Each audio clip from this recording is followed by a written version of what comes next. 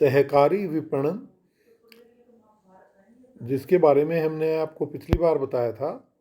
कि सहकारी विपणन से आशय वह है तब कि कुछ उपभोक्ता अपने जो उत्पाद है उसको मिलजुल कर सीधे ही उपभोक्ताओं को बेचने के लिए एक संगठन बना लेते हैं, तो उसे हम सहकारी विपणन कहते हैं। जैसे कि मान लें हम एक जो है शहर में कुछ लोग मिलकर कोई वस्तु बना रहे हैं। जैसे कि मान लीजिए कि क्या वस्तु लें, जैसे कि मान लीजिए झाड़ू बना रहे हैं, तो वो जो झाड़ू बना रहे हैं तो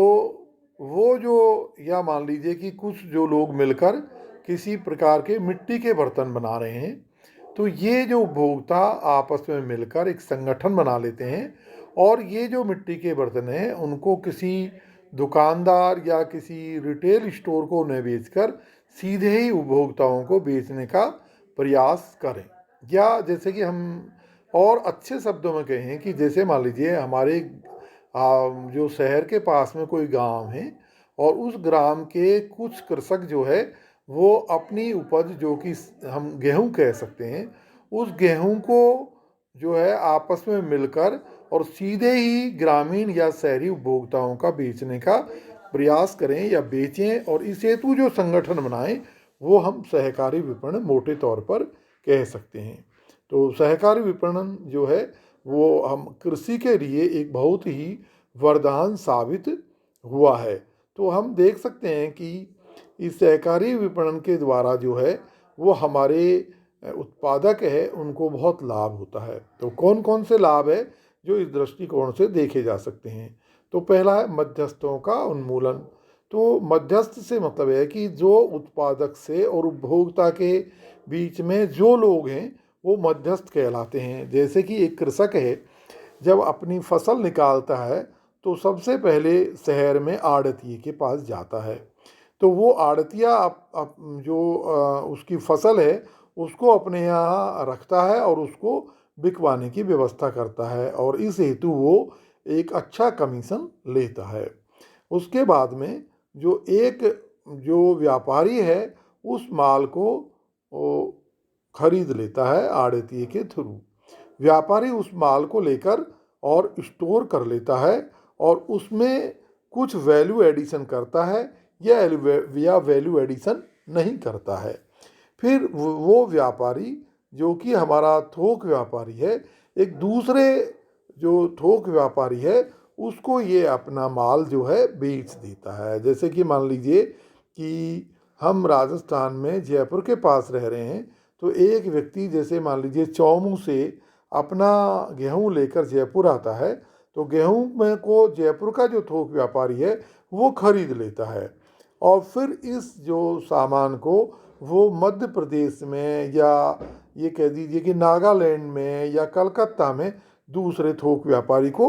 बेच देता है। वो थोक व्यापारी इस सामान को, जो भी उत्पादन है, उसको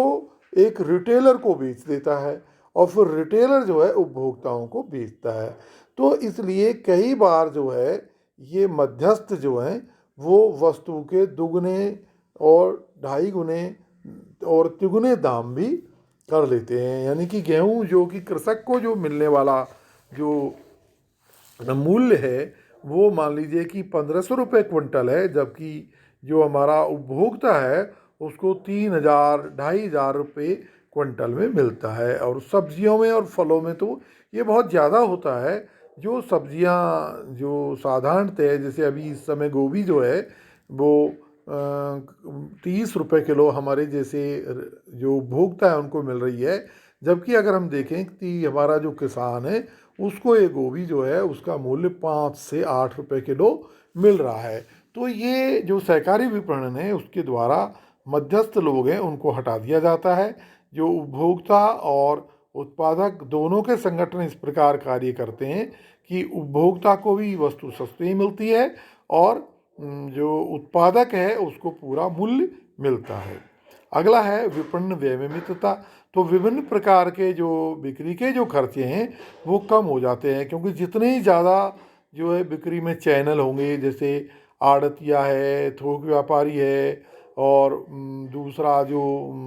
स्टोर करने वाला है, रिटेलर है, ये सब आप इनके अपने अपने खर्चे होते हैं, और वो खर्चे भी हमारी वस्तु की जो है लागत है या कीमत है उसको बढ़ा देते हैं। पहले वाले पॉइंट में हमने देखा था मध्यस्थों का जो है प्रॉफिट देखा था, और ये दूसरा पॉइंट जो विपणन व्यय है इसमें खर्चा है, जो कि दोनों अलग अलग चीज़ें हैं। आय में वृद्धि, तो अगर जैसे हमारे उत्पादक हैं उनको डेफिनेट रूप से आय में वृद्धि होती है, क्योंकि उनका माल जो है पहले की तुलना में वो अच्छी कीमत पर बिक जाता है। सौदा शक्ति में वृद्धि, क्योंकि हमारे कृषक जो हैं बहुत सारे मिलकर इकट्ठा हो जाते हैं, तो इकट्ठा होने के कारण उनके पास में जो है एक समूह की ताकत होती है, जिससे कि वो सामने वाला जो खरीदार है उससे बार्गेनिंग कर सकते हैं, उसको अधिक कीमत पर जो है खरीदने के लिए मनवा सकते हैं, समझा सकते हैं, बाध्य कर सकते हैं। जबकि अगर एक कृषक होता है तो वो प्रेशर में आकर अपनी वस्तु की कीमतों को सस्ता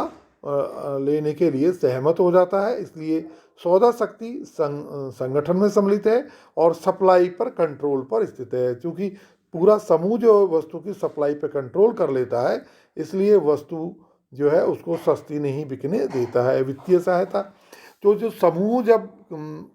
या उत्पादक सभी लोग मिलकर जो है मार्केटिंग करते हैं, तो इनको जो है कोई भी बैंक है, कोई भी जो दूसरा संगठन है, वो वित्तीय मदद या शॉर्ट टर्म का लोन दे सकता है। उनको पता है कि ये फसल जो है आने वाले टाइम में ज़रूर बिकेगी, फ़ायदे से बिकेगी, तो हमारा ऋण वापस होने में कोई प्रॉब्लम नहीं होगी।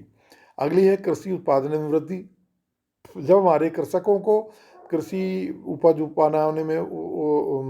उपजाने में फ़ायदा होता है, तो निश्चित रूप से जो है वो अधिक से अधिक उत्पादन करने में अपना ध्यान लगाएंगे, और बेचने का टेंशन उनको नहीं रहेगा, तो सारा का सारा ध्यान अपनी जो फसल है उसको बढ़िया लेने में और अच्छी लेने में और ज़्यादा लेने में अपना दिमाग लगाएंगे। सहकारी आंदोलन, यानी जो सहकारी आंदोलन चल रहा है, जिसमें कि कृषकों की जो है आय बढ़ाना, कृषकों की रक्षा करना और उपभोक्ताओं को शोषण से मुक्ति दिलाना, इस कार्य का जो आंदोलन है इसकी सफलता भी सहकारी विपणन में ही छिपी हुई है। शैक्षणिक महत्व, तो जब हमारे जो उपभोक्ता हमारे उत्पादक एक हो जाते हैं, तो उनको इसके द्वारा अपना शिक्षा है उसका प्रसार मिलता है, उनको विभिन्न प्रकार का ज्ञान होता है। कृषि आदानों की पूर्ति, यानी कि जब उत्पादक एक साथ होकर विपणन करते हैं तो उनका एक संगठन बन जाता है, और वो संगठन जो है वो बड़ी मशीनें जो है वो भी खरीद सकता है, और विभिन्न प्रकार के जो महंगे जो उपकरण हैं या महंगे बीज हैं वो भी खरीद सकता है, क्योंकि एक संगठन के पास में अधिक वित्तीय ताकत होती है। सट्टेबाजी पर रोक, जब चूंकि जो कृषक है वो सीधे ही जब हमारे उपभोक्ताओं को बेचेंगे, तो किसी प्रकार की जो है सट्टेबाजी पर रोक नहीं लेगी, नहीं तो हमें लगेगा कि वस्तुएं बहुत महंगी हो रही हैं, न ब्लैक मार्केटिंग होगी, न होर्डिंग होगी, तो इस तरह से सट्टेबाजी नहीं होगी। जो माल है वो जो हमारे उत्पादक हैं वो उपभोक्ताओं को बेच देंगे, तो ये जो है सट्टेबाजी जैसा कंसेप्ट ही ख़त्म हो जाएगा। दूसरे नंबर के उपभोक्ताओं को लाभ, मैंने समय समय पर आपको उपभोक्ताओं के जो लाभ होते हैं वो बताए हैं। और तीसरा है समाज, यानी कि जब हमारे जो उपभोक्ता है, हमारे उत्पादक है, जब दोनों को पहले की तुलना में अच्छी आय मिलेगी, अच्छा रोजगार मिलेगा,